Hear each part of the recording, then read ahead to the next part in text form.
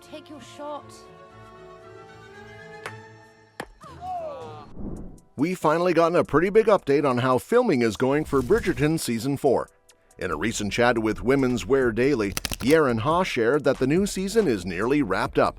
They've just completed Block 3 and are about to dive into Block 4, which she called the final stint of the long marathon.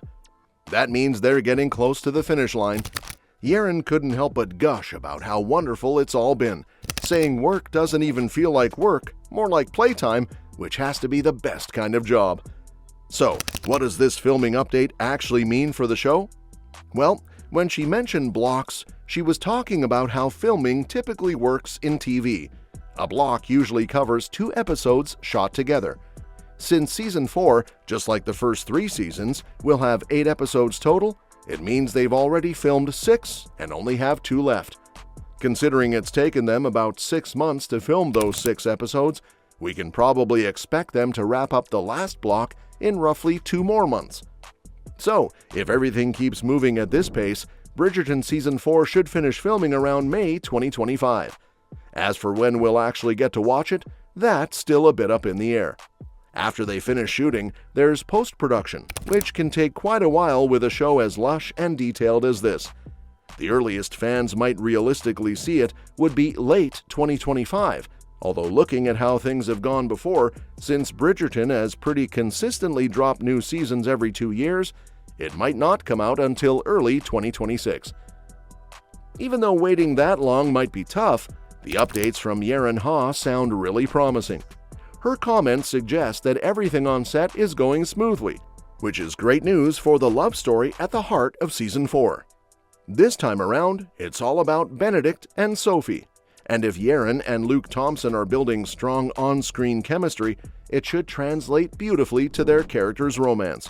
Because, let's face it, each season of Bridgerton lives or dies by how captivating its central couple is. If their spark is as good off-camera as it seems, fans are in for another season full of charm, passion, and that special kind of magic the show is known for. Adding to the excitement, Jonathan Bailey, who plays Viscount Anthony Bridgerton, recently hinted at something that has everyone talking. In an interview with The Hollywood Reporter, he mentioned that he'd be happy to keep doing Bridgerton for as long as they'll have him, which is a relief given how Daphne basically vanished in Season 3.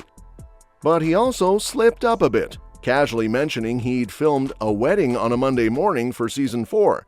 Now, he was quick to point out that Bridgerton has featured plenty of weddings, so it might not be a big reveal. Still, it raises the obvious question, whose wedding is it? What's interesting is that in Benedict's original book, An Offer from a Gentleman, he and Sophie never actually have a wedding on the page. There's this emotional moment in chapter 23 where Benedict tells Sophie that in his heart, she's already his wife. She confesses she's loved him since their first dance. By the time they show up again in Colin and Penelope's story, they're already married. So if Bridgerton Season 4 gives us Benedict and Sophie's wedding on screen, it could be something like how Season 3 wrapped up with Colin and Penelope's baby reveal in those final moments, a sweet epilogue to tie things up. Of course, it's also possible that the wedding Jonathan Bailey talked about has nothing to do with Benedict and Sophie. Francesca and John did get married in Season 3 after all, even though it wasn't really their season. Or maybe the show is setting up something unexpected, like moving along with Dowager Viscountess Violet's flirtation with Lady Danbury's brother a lot faster than anyone thought. Although honestly, it'd be even better to explore Violet's stories with Edmund or Lord Anderson in a separate Queen Charlotte-style spin-off. That's probably just wishful thinking, though. Still, if it is Benedict and Sophie's wedding, it would be a real treat for fans. Bridgerton has a knack for pulling off beautiful, high-stakes wedding scenes, but it does raise a bit of an awkward point if Benedict gets this grand on-screen ceremony. It only highlights how we never actually got to see Anthony's wedding with Kate. In Season 2, they showed Anthony's disastrous wedding attempt with Edwina, which the Queen orchestrated. But by the end, all we got of Anthony and Kate tying the knot was a quick epilogue glimpse of them as newlyweds. It's kind of a shame. Imagine if they'd included an Indian marriage ceremony, it would have been gorgeous and added so much depth. So while fans will no doubt be thrilled to see Benedict's big day, it might make Anthony's missing wedding feel even more noticeable. Meanwhile, there's plenty more brewing under the surface. Even though Eloise's story was supposed to come before Francesca's based on the book order, Bridgerton has already shown it doesn't mind shaking things up. They swapped Colin and Benedict's stories from books 3 and 4, choosing to focus on Colin and Penelope in Season 3 because their romance had already been teased in earlier seasons. Following that same logic, it could make more sense for Netflix to highlight Francesca's journey next, before fully diving into Eloise's. Season 4 will still center on Benedict, but there's a good chance it could start laying the groundwork for what happens with Francesca and maybe even Eloise down the line. Speaking of Francesca, her story is already veering from Julia Quinn's books in some pretty big ways. In the novels, Francesca moves to Scotland with her husband John, only to face heartbreak when he dies unexpectedly. Later, she returns to London and finds love in a surprising place with John's cousin Michael. But Netflix made a major change by introducing Michaela Sterling, a gender-swapped version of Michael before John's death. This sets up an entirely different dynamic that's already proving interesting.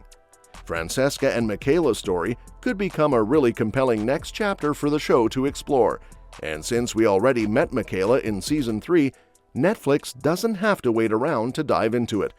It'll be fascinating to see how the show decides to handle Eloise too. Her book story is quite different from the rebellious, fiercely independent character Netflix has given us so far. In To Sir Philip with Love, Eloise basically rushes off, marries Philip, and has kids in the blink of an eye. That's a huge shift from where the show's version of Eloise is currently. So if Netflix plans to circle back to her, they'll probably have to tweak a bunch of things to make it fit. All in all, there's a lot to look forward to with Bridgerton Season 4. Yaron Ha's comments paint a picture of a set that's full of joy, collaboration, and genuine affection, the kind of environment that usually leads to incredible on-screen chemistry. If filming continues to go off without a hitch, we're in for another swoon-worthy chapter that'll bring Benedict's Cinderella-inspired romance with Sophie to life in the most enchanting way. Your suggestions for future videos are always welcome in the comment section below. Don't forget to like, share, and subscribe to our channel to stay in the loop. And if you want, you can share your thoughts about this video in the comments.